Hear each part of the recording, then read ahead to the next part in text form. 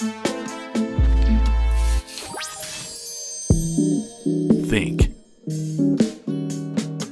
Act. And prosper. You are now tuned into the Money Level Show. Hey everyone, welcome back to the Money Level Show, where we think, act, and prosper. Today we're back. We're at the World Symposium. I'm here with Craig Parry of Inventor Capital, Vizsla Copper, Visela Silver, V-Roy as well. V-Roy, although I'm not formally involved there. Mm-hmm. Yep. How many boards are you on? Only 3 at the moment, Daryl. And thank you for having me on. This is, yes. I think, our first interview together. Oh, no, we did one last year. Anyway, no, I'm excited about this. We've got a lot of good stuff to talk to. I've been the chairman of Skeena. I'm now lead director of Skeena, founding chairman of Visela Silver, and I'm executive chairman and CEO of Vizsla Copper. I was on a few more boards until about a year ago, but I sort of, now that we've got a couple of very, very serious things, you've got to focus on those things. And so we're doing that. Got it.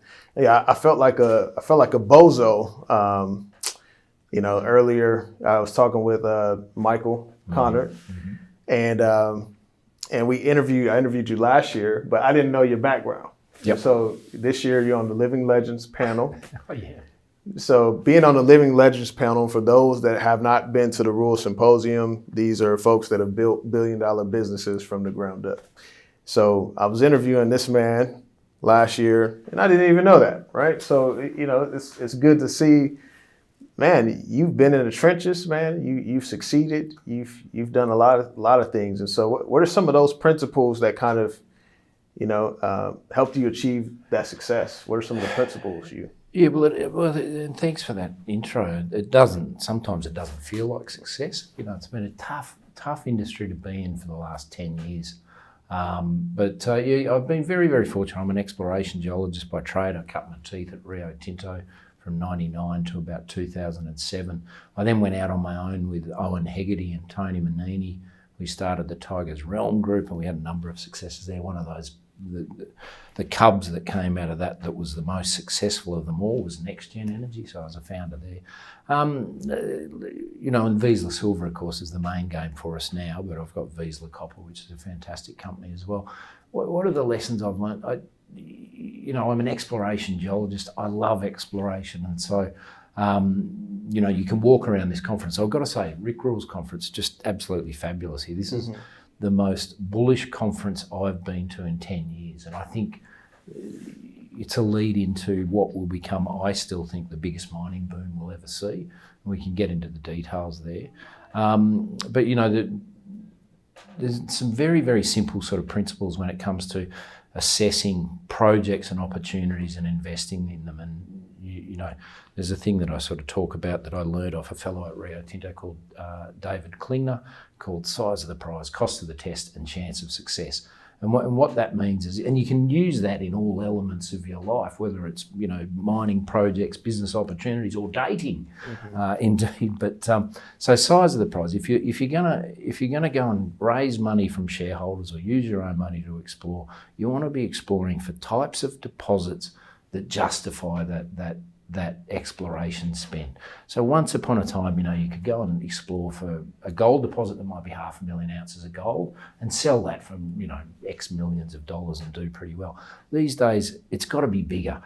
Bigger companies that will build the projects have to see the scale to justify that investment. And the other thing on that front is that, and I learned this acutely at Rio Tinto, you want to go after the bigger projects and bigger opportunities because they'll take up just as much time. The small ones take up just as much time as the big ones and don't deliver the same sorts of scales of return. So size of the prize, cost of the test.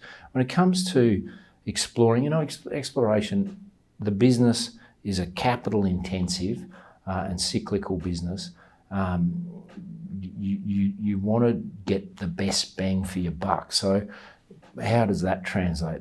For me, what that means is that when we're going to explore, we want to do it in places where the cost isn't too high. Like you really don't want to be in the high Arctic You don't want to have to use helicopters at all if you can avoid it, or too much. And you don't, your target should be close to the surface as possible. You don't want to be drilling down, 1.5, 2 kilometre deep holes, because each hole will cost you $1 million to do. And so you don't get bang for your buck. So the cost of the test has got to be cheap enough to justify my investment. And then finally, chance of success. That talks about metallurgy and prospectivity.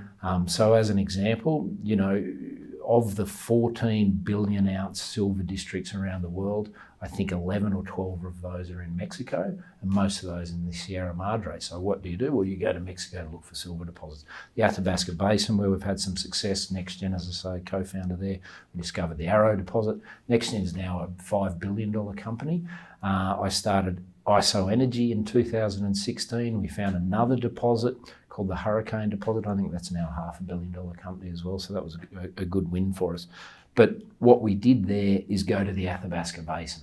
That's where the best and highest grade deposits on the planet are. And so, that's the approach we took. Go to those places where you're a much better chance of finding the type of deposit you want.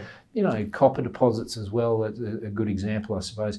The Andes is a good place to look for porphyry copper deposits.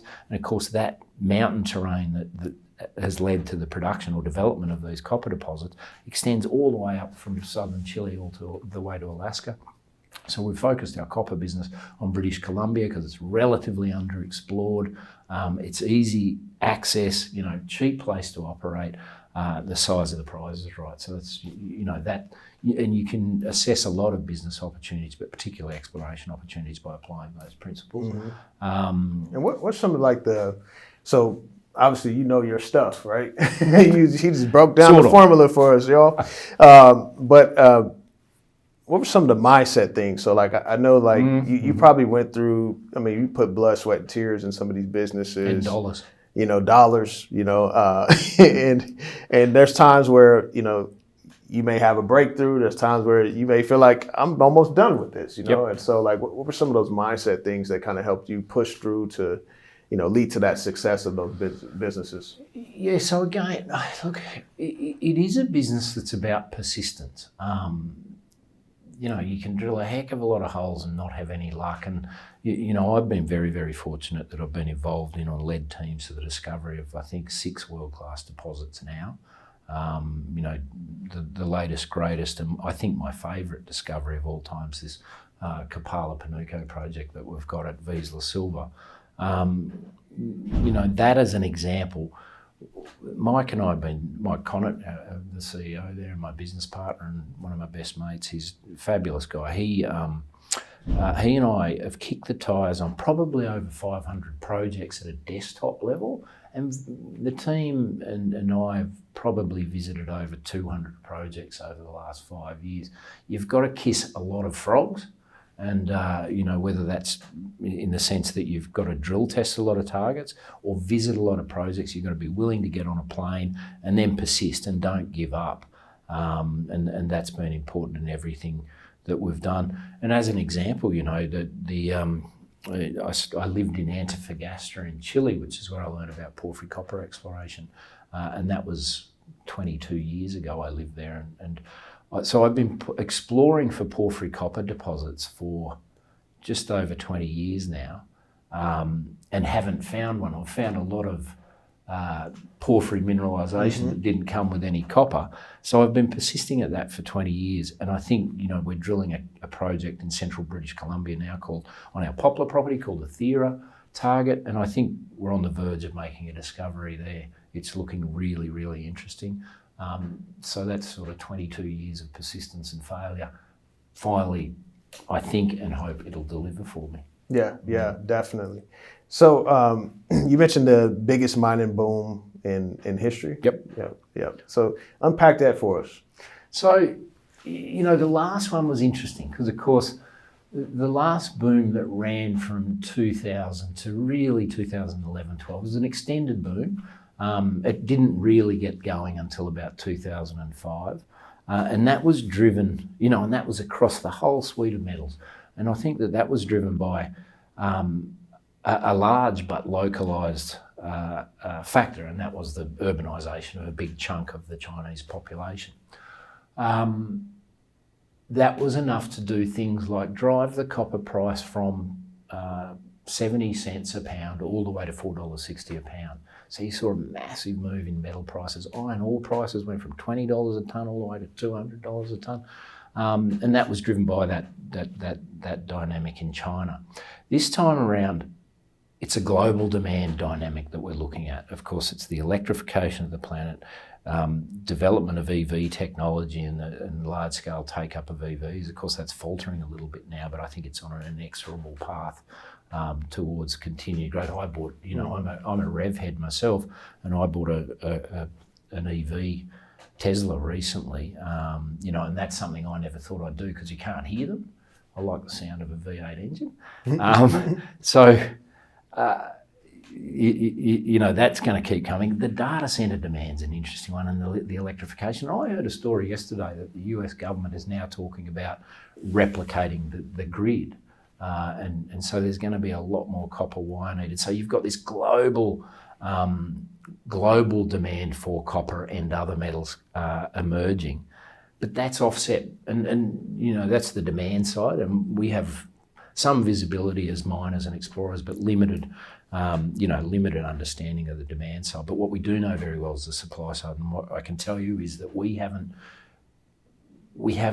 done enough work over the last 15 years since the fall off of that last boom in 2011, 2012. We haven't had the money to do much exploration work. There hasn't been enough development work. Studies haven't been done, advancements of projects, and then particularly permitting. And that's key, because if you go back 15 years ago, it was a heck of a lot easier to permit a project. Today, it's painful. It's painful. You look at particularly in sort of first world nations, pretty difficult to you've got to win government support, you've got to win First Nation support, and it takes time. So this is going to, I think we can't respond quickly enough to the demand that's emerging now. And hence, I think that the copper price, it jumped up earlier this week on Tuesday, jumped 20% to $6 a pound, like the biggest move of all time in all of history in the copper price. But hold on to your hat, because I think we're going to see $20 or $30 per pound copper, and great fortunes are going to be made out of this next boom. Yeah, so the copper price, it had that jump, and a lot of that was due to, like, Trump came out and said 50% tariff on copper. And sometimes, like, when he makes these comments, the markets move, and then they tend to come back because, like, he may walk it back or something like that. And so, sometimes it's like, okay, do I treat this seriously, or how much weight do I put to this move? Like, is this going to be a sustained move? But ultimately, we know over the long term, with all these other factors, data centers and grids and things of that nature, that the price of copper is going to go a lot higher, right? Yep. But the tariffs would compound on that if they actually went through. That would compound on the issue of the supply, right? Exactly. And I think, look, let's see what happens over the next little while. I would imagine that bloody Mark Zuckerberg, Jeff Bezos, everyone would have been ringing Trump after he made that comment earlier in the week and saying, hey, you realise that we're trying to build data centres here, and we need huge amounts of copper right now. So I wouldn't be surprised if he walks that back a little bit. I do think that that's a little bit of a flash in the pan, just noise.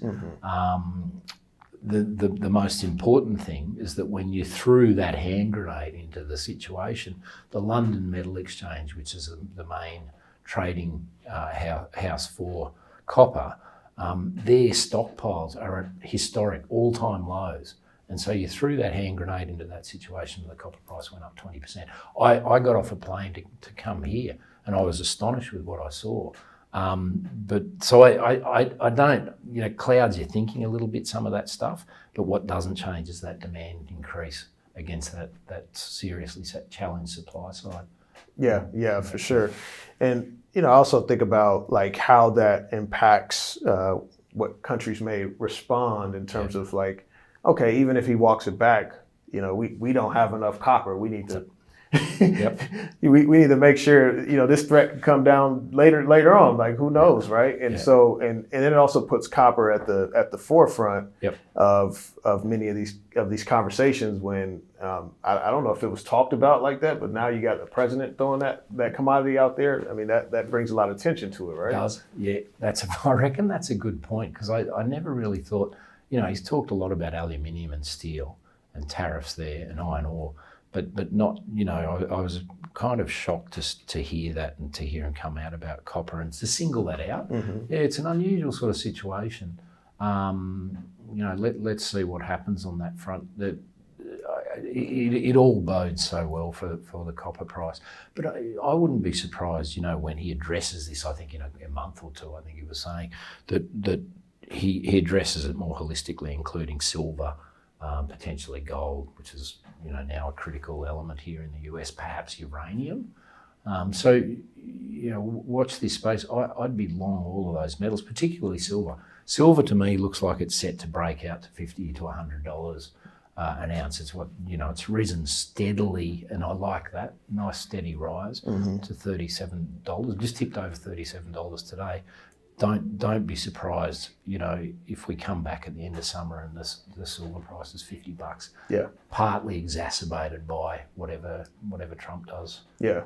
So the silver demand and supply, you have the industrial side and the retail investing side. How are you all looking at that?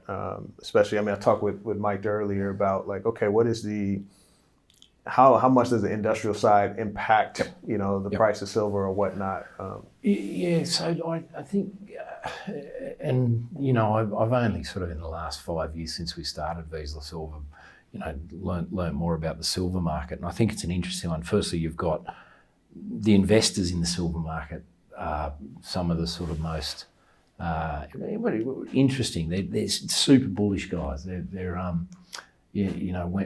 when they start to see a market, they get really set and they're very passionate about the silver markets. There's a lot of sort of retail buying. Of course, photovoltaics, the thing about gold that I like about gold is that it's a commodity, it's a currency, it's a store of value, and it's a hedge against inflation. Well, we're seeing that store of value situation play out very much right at the moment. But silver, the same, however, it's more of a commodity. Because I think 70% of silver goes into whether it be jewellery, solder and electrics, and then most importantly, of course, photovoltaics. And that demand from photovoltaics is growing very, very dramatically. You're talking about gigawatt scale solar panel fields and developments in China as we speak, and I think that's the way forward to reduce sort of carbon emissions, if you like. So it's going to be an important metal on that front. One of the most interesting things that I've ever seen in 30 years in this business happened last week, and that was the acquisition by Tether of Elemental Altius royalties, or the majority shareholding. I caught up with Fred Bell just before we came here, and Fred was taking me through that. Of course, they've got 150 billion of treasury bonds under control now. They've got about 10 billion of gold, and they're buying 500 million ounces of gold a month. But that's increasing dramatically. I learnt this morning that at the start of this year, there's about $300 billion of gold in the various ETFs around the world. Tokenized gold or gold-backed tokens, the amount of gold that's in vaults at the start of the year was about $2.9 billion worth of gold. Right now, today, it's $20 billion. So it's grown tenfold in 6 months. Wow. And these guys, Tether, they're... biggest stable coin. That's right. And they're going to keep going. They've got 450 million subscribers. They're massive. Well, they're now the fourth biggest debt holder of US debt, of T-bills. It's incredible. They've got a seat at the White House now, at the table in the White House. And then they've only just got going with this one, the gold-backed coin. If I was to, me personally as an investor, I'd rather own something that's backed by gold and not anything that's attached to fiat currency. They're 450 million subscribers. Once they get the opportunity to decide between a T-bill, that has no yield and gold that has no yield, they're going to go for gold all day long. This is the most bullish thing I've ever seen. I wouldn't be surprised to see, and when they do it for silver, which I think will come, you're going to see vast uptake of those tokens, and you're going to see. I wouldn't be surprised if we see $10,000 an ounce gold and $200 an ounce silver over the next 5 years off the back of all of this. That feeds into that boom thesis. I think we're going to see incredible returns from our sector. As Robert Friedland says, the revenge of the miners is coming, and I think it's on us now. Yeah, for sure. Yeah, and I also think that can open the door for other, stable coin companies like USDC and such. And so Circle, they may see this model and say like, oh, Treasury.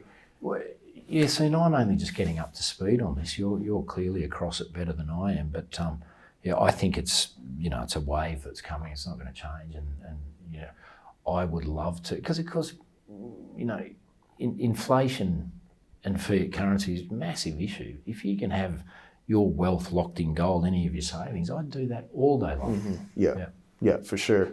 So tell us more about, we got Vizsla Royalty, we got Vizsla Copper, Visela Silver. What are some of the projects, new developments that are, what's happening there? Yeah, so we've got a group of companies. I think if you go to our Inventor website, inventorcapital.ca, you can see the suite of companies. Our flagship, of course, at the moment is the company Mike runs, Visela Silver. We've got the largest high-grade silver resource found in the past 20 or 30 years.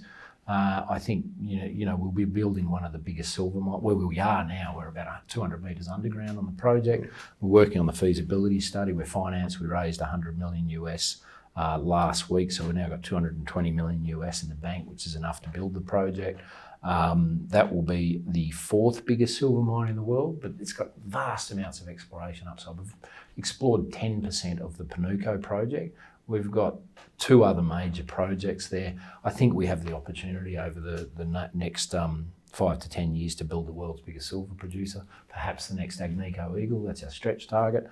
That's what we're aiming for. A bit of a forward-looking statement. That, of course, there's a lot of hurdles and challenges to do to get there, but I think we'll get there. Vizsla Royalties are a ripper. It's a royalty over the Panuco Kapala deposit. It's trading about $2.50 a share today. I value it in my mind at about $5 to $6 a share, so I think that happens. As we advance, de-risk the Panuco project itself, that share price should grow. And then Vizsla Copper, my baby, we're drilling as we speak on the Poplar project. We've got a target there called Poplar South or Thera, and we're drilling the best porphyry copper target I've ever seen. It's textbook. It's got copper at the centre of it. It's got all of the geophysics, all of the geochem point to the fact that there's probably a sizable porphyry copper deposit there. We're a couple of holes down on that project now, and I'm very excited with what I see. That's good. So where can people find, obviously inventorcapital.ca. What are some of the stock tickers for these companies? So Vizsla Copper, VCU on the Toronto Exchange, and VCUFF, I think, on the OTC here. Vizsla Silver, VZLA on both TSX and the New York Stock Exchange. We're New York listed. I should also say that Skeena, where I'm heavily involved, we're New York Stock Exchange listed as well. SKE, we're building one of the world's great gold mines there at Skeena as well. We have Vizsla Royalty, which is Toronto listed VROY, VROY. We have a uranium business. I've sort of had some success there in uranium with NexGen and ISO Energy. We're doing it all again with the same team in a company called COSA, which Keith Bodnarchuk runs. That's COSA. We have a company called Corcel. I'm going to forget the ticker of Corcel, and a couple of others out there, but they're all on the Inventor Capital website. We've got, I've been very, very blessed that I've been able to, find these deposits with the team, but probably my biggest blessing is the people that have joined me and come on board, Mike Connett, Keith, Simon Smirlik. These guys are all on their way to being legends of the industry as well, not just me. So hopefully they'll be up on stage. Yeah, definitely. Well, Craig, appreciate you for taking the time to talk to the audience, talk with me and everything. I'll be sure to link to that website and link those tickers in the description below for you all to consider. This is not financial advice. Man, thank you for your time. Real pleasure. Yes, indeed.